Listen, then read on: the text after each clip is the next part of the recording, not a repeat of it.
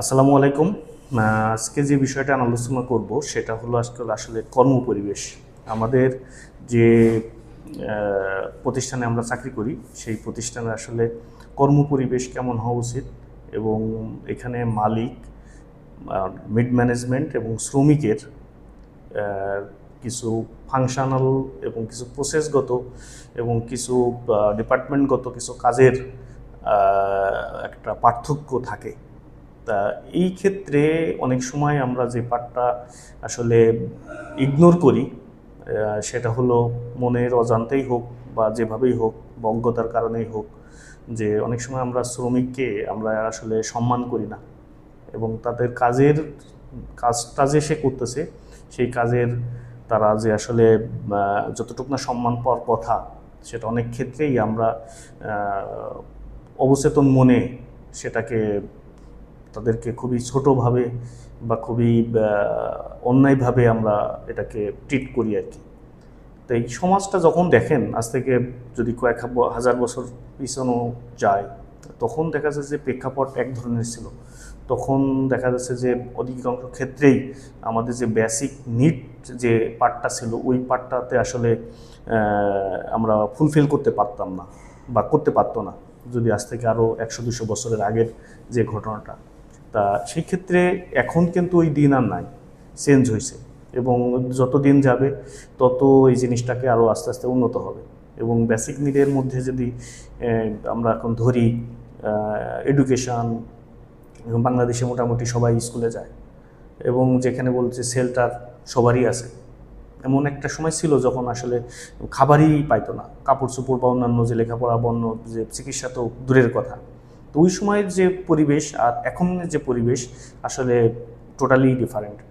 তা আমরা যে বিষয়টা নিয়ে মূল যে পয়েন্টটা আমরা চেষ্টা করব, যেটা আমাদের প্রসেসে যে ওয়ার্কার ভাই বোনেরা কাজ করে, একবারে কোর কাজ, যে হাতে করে যে কাজটা করে আর কি, অনেক সময় আমরা তাদেরকে অনেকটাই ডোমিনেট করার চেষ্টা করি। অনেক সময় তাদেরকে দিয়ে আমরা সেই আচরণটা, সে যে একজন কর্মী এবং আমিও একজন যে কর্মী, এই দুইটার মধ্যে পার্থক্যটা আমরা অনেকটা ভুলে যাই। অনেক সময় আমাদের ভিতরে একটা সেই প্রভু সুলভ আচরণ আমাদের ভিতরে চলে আসে। এর কারণে কি হয় যে ওই ওয়ার্কার যে কিনা সারাদিন কষ্ট করে কাজটা করলো বা কাজটা করে, তার মধ্যে একটা মোরালিটি আস্তে আস্তে ডাউন হয় এবং তার মধ্যে একটা জিনিস সবসময় তৈরি হয় যে আমার কোনো মূল্য নাই, আমার কোনো দাম নাই, আমি এখানে আসলে কিছুই না, আমি জাস্ট একটা ওয়ার্কার। এই ধরনের একটা ফিল হওয়ার কারণে ওয়ার্কার তার যে প্রতিষ্ঠানের প্রতি ওনারশিপ, এই ওনারশিপটা আসে না। এবং অনেক ক্ষেত্রে যে ওনারশিপটা যখন না আসে তখন দেখা যাচ্ছে যে ওই প্রতিষ্ঠান আসলে উত্তরোত্তর উন্নতি করার যে কথা সেটা অনেক সময় করে না এবং পরবর্তীতে একটা সময় ক্লাপস করে।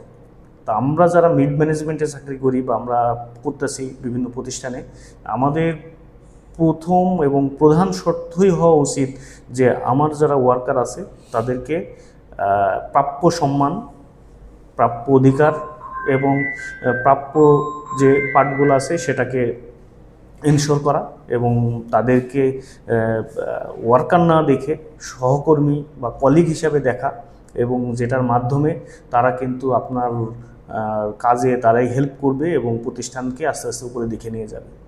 আপনি ধরেন যে একটা পার্টে যদি এইভাবে যদি কল্পনা করেন যে দেখেন একটা ওয়ার্কার সকালে আসে এবং সে সকালে থেকে শুরু করে তার যে নির্দিষ্ট কর্মঘণ্টা আছে সে দাঁড়ায় কাজ করে, কেউ বসায় কাজ করে, কেউ রোদের মধ্যে, রোদ যদি বলি যদি কনস্ট্রাকশানে সে রোদের মধ্যে কাজ করে, কিছু আছে গরম টেম্পারেচার হাই যে ওখানে কাজ করে, কিছু আছে খুব ঠান্ডা সেখানে কাজ করে। এবং দেখবেন এর পরের যে ধাপটা আছে তারাও মোটামুটি এইভাবে পরিবেশে কাজ করে। বাট সেকেন্ড যে গ্রেডটা আছে মিড ম্যানেজমেন্ট যেটাকে বলি, তাদের জন্য কিন্তু একটা এসি রুম আছে এবং যারা খুব সুন্দর পরিষ্কার পরিচ্ছন্ন একটা জায়গায় বসে তারা কিন্তু এই টোটাল জিনিসটাকে পরিচালনা করে। তো এই ক্ষেত্রে যে জিনিসটা সবচেয়ে বেশি ওই ওয়ার্কারের ক্ষেত্রে কষ্ট দেয় যে আমি তো খুব গরম বা খুব ঠান্ডা বা রোদের মধ্যে আমি কাজ করি, আমার স্যার যে কিনা আমাকে দিয়েই কাজটাকে তুলতেছে সে কত আরামে আছে। তখন তার জায়গাটা এবং ওই যে ওয়ার্কারটার কর্মপরিবেশ এবং তার যে ম্যানেজার আছেন বা সিনিয়র আছেন তার কর্মপরিবেশ দেখে তার মনের মধ্যে যদি, যেহেতু আমরা সবাই হিউম্যান বিং, এই জায়গাতে এসে তার মনের মধ্যে একটা কষ্ট দানা বাঁধে। সেই ক্ষেত্রে তাদেরকে অনেকটা জিনিসটাকে এমনভাবে চিন্তা করা হয় যে প্রভু আর মানে মনিব আর মানে কর্মচারী এই বা ভিত্ত, মানে এই ধরনের একটা ভিতরে ফিল চলে আসে। তা আমরা এই মিড ম্যানেজমেন্টে যারা আছি আমাদের উচিত হবে, আমরা যারা কাজ করি আমরা মাঝে মাঝে বা সময় পেলেই বা অধিকাংশ সময় আমরা ওয়ার্কারের সাথে বৈশা, ওয়ার্কারের সাথে মিশা, ওয়ার্কারের সাথে কথা বলে তাদের যে মনের কষ্টটা আছে, দুঃখটা আছে, কিছুটা মিনিমাইজ করা।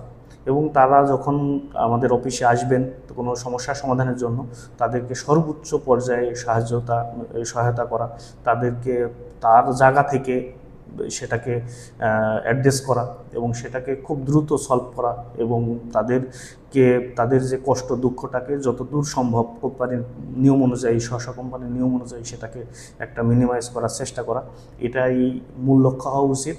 এবং যে আমাদের যে লগুলো আছে, যেগুলো অ্যাজ পার ল, মানে যেগুলো বিভিন্ন ধরনের সংগঠনের যে লগুলো আছে, এই লগুলোর সম্পর্কে আমার যে ওয়ার্কার থাকবে তাদেরকে অবহিত করা, তাদেরকেও জানানো, তাহলে তার রাইট সম্পর্কে সে জানতে পারবে। যখন আপনি ইনফরমেশনটাকে সবাইকে ছড়াই দিবেন, সবাইকে জানাই দিবেন, সেও বুঝবে।